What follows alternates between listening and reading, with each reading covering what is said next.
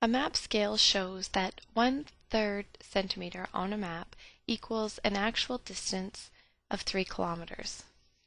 If a distance on the map is 3/4 of a centimeter, what is the actual distance in kilometers?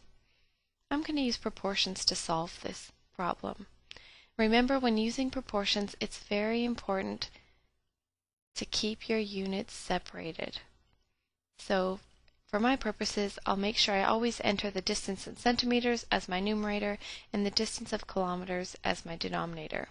The location of centimeters and kilometers doesn't matter as long as you're being consistent. So I know that 1/3 of a centimeter actually equals 3 kilometers. And the question is, if there's 3/4 of a centimeter, how many kilometers does that make? Remember, the rule with proportions is to multiply straight across where you can, and then divide by the remaining number. So I'm going to start by multiplying 3/4 by 3.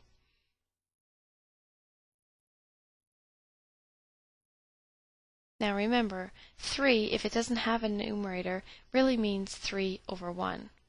So 3/1 times 3/4.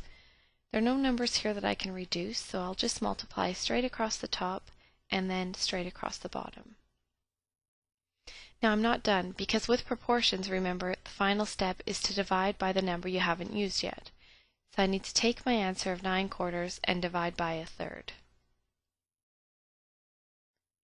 Divided by 1/3.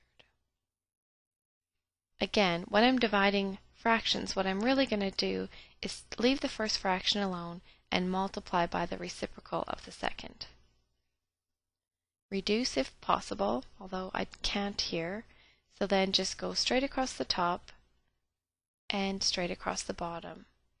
Double check that that final answer can't be reduced any further. And then enter it into your standard grid starting to the left with 27, and then your fraction sign, and then your denominator of 4.